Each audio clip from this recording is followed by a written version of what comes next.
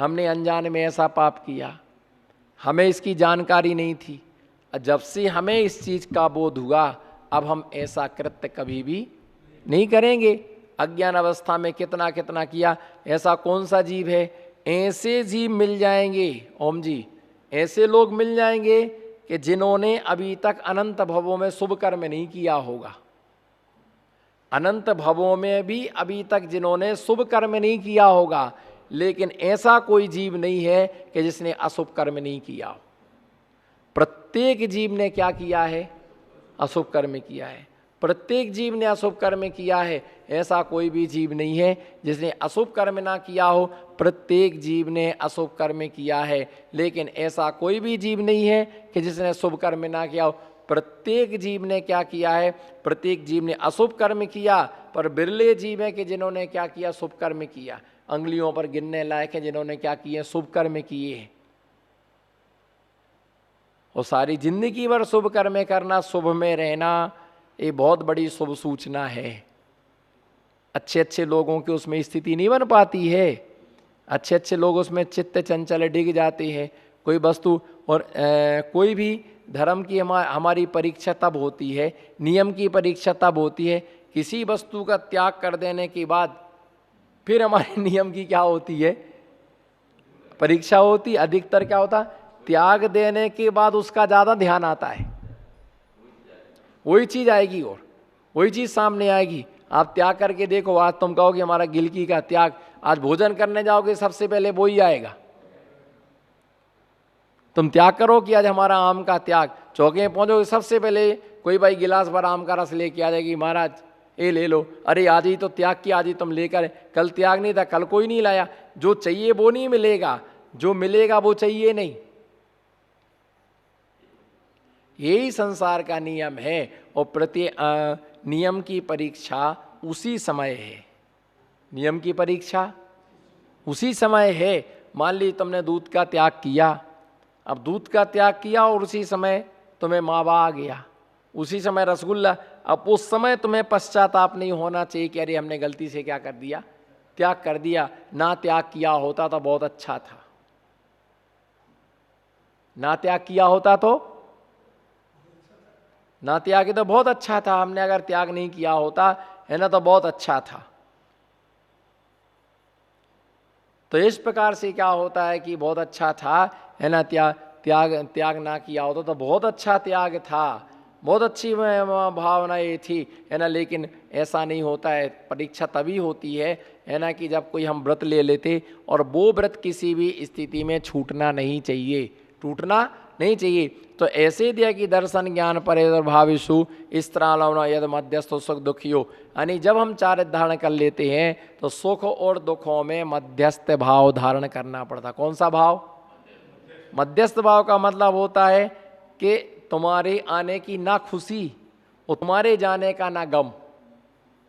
मध्यस्थ भाव क्या होता है, ना आने की खुशी ना जाने का गम, इसका नाम क्या है, मध्यस्थ भाव। इसका नाम क्या है, इसके लिए मध्यस्थ भाव उसके लिए कहा जाता है कि ये मध्यस्थ भाव कहलाता है ना। मध्यस्थ भावम विपरीत वित्तौ, धर्म के प्रति जो क्या है, धर्म से विपरीत चलने वाला ऐसे व्यक्ति के प्रति हमें अपना मध्यस्थ भाव धारण करना चाहिए, है ना। और जो व्यक्ति है ना धर्म करता है उसके प्रति उसको प्रोत्साहन करने की क्या रखना चाहिए। अगर कोई छोटा सा भी व्रत लेता है, बोलो, अगर कोई, बोलो, यदि कोई छोटा सा व्रत, छोटे व्रत की बड़ी प्रशंसा करना चाहिए, बोलो, छोटे व्रत की, जो छोटे व्रत की बड़ी प्रशंसा करना चाहिए, पर बड़े व्रत की छोटी सी भी निंदा नहीं करना चाहिए।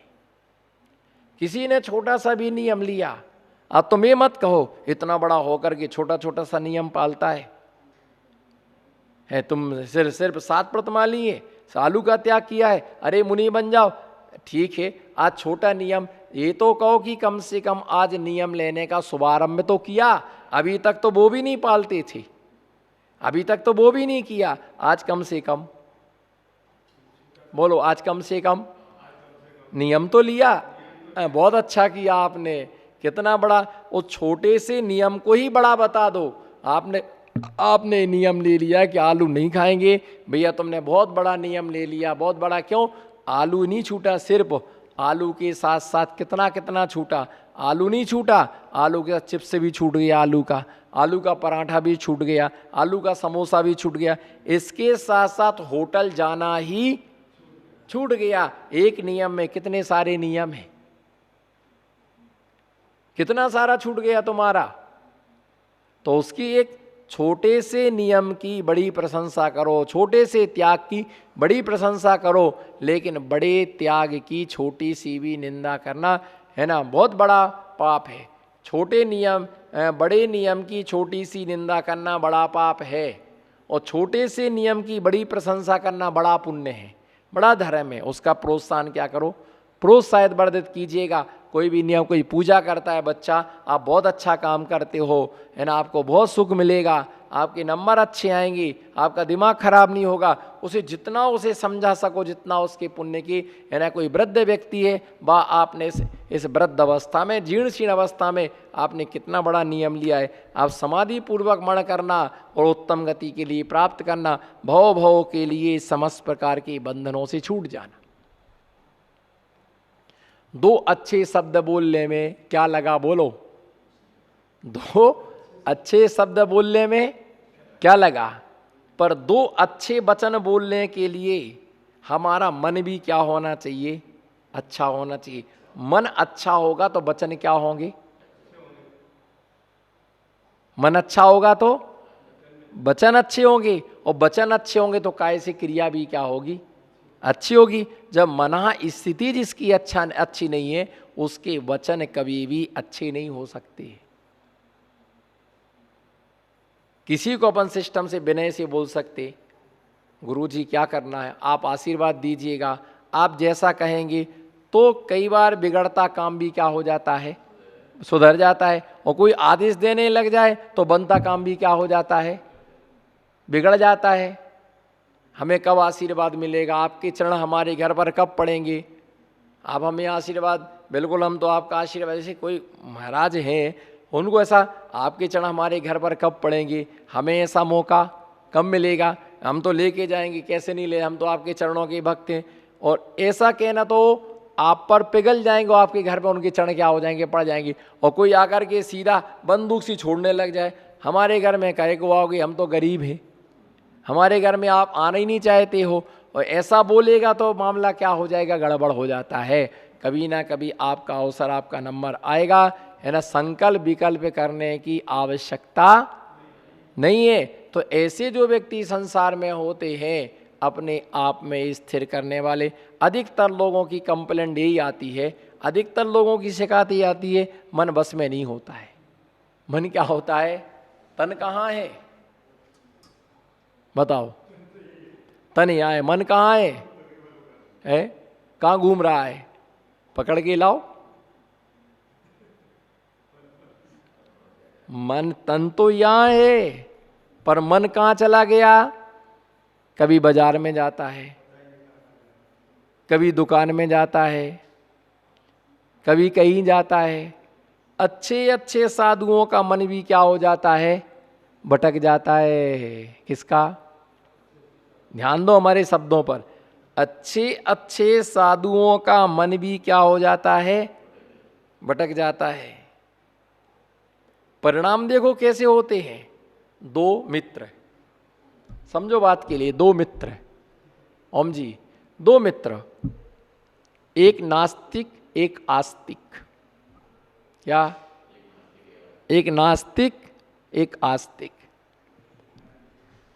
आस्तिक ने कहा, महाराज आए हैं, अच्छा प्रवचन देते हैं, चलो प्रवचन सुनने के लिए चलते हैं। समझना बात के लिए, एक आस्तिक एक नास्तिक, एक धार्मिक एक अधार्मिक, एक पुण्यात्मा एक पापात्मा, एक पुण्यात्मा और एक पापात्मा।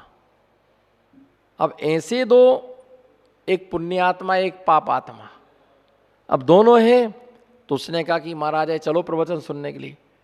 तो जो नास्तिक था उसकी भोगों में रुचि थी। किस में रुचि थी? भोगों में रुचि थी। उसकी पाप में रुचि थी।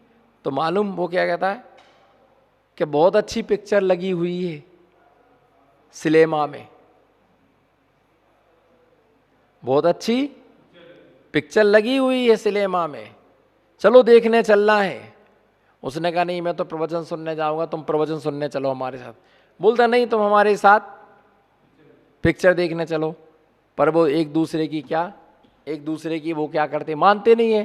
पिक्चर देखने वाला पिक्चर देखने गया, प्रवचन सुनने वाला दोनों का अब वो क्या सोचता मालूम? क्या सोचता है पिक्चर देखने वाला? अरे यार मैंने अपने मित्र का कहना नहीं माना। क्या नहीं किया? मैंने अपने मित्र का कहना नहीं माना।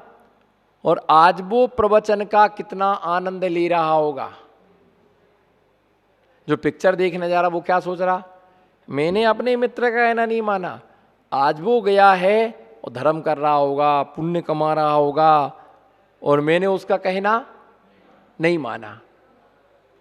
मैंने उसका कहना नहीं माना।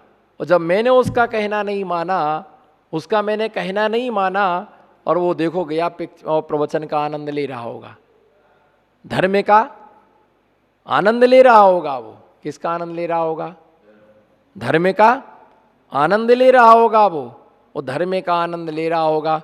और उसी समय है ना, और उसी समय वो क्या है कि वो धर्म का आनंद ले रहा होगा, ऐसा सोचता है वो पिक्चर वाला। और वो जैसे ही प्रवचन सुनने के लिए गया, और वो क्या सोच रहा कि देखो आज मेरा मित्र कहाँ क्या देखने गया, पिक्चर देखने गया। वो पिक्चर का क्या ले रहा होगा? आनंद ले रहा होगा। और मैं पिक्चर देखने तो मुझे भी कितना मजा आता। एक दूसरे सोच रहे, और गमन विपरीत दिशा में वो पिक्चर देखने जा रहा। धर्म मन उसका धर्म में है, वो देखने का जा रहा पिक्चर, और ये धर्म करने जा रहा है, इसका मन कहाँ है? पिक्चर में। दोनों का एक साथ एक्सीडेंट हो जाता है, और वो वहाँ मृत्यु को प्राप्त होता है, यहाँ मृत्यु को प्राप्त होता। एक दुर्गति में जाता है, एक जो पिक्चर देखने जा रहा था वो स्वर्ग में गया, और जो प्रवचन सुनने जा रहा था वो नरक में गया।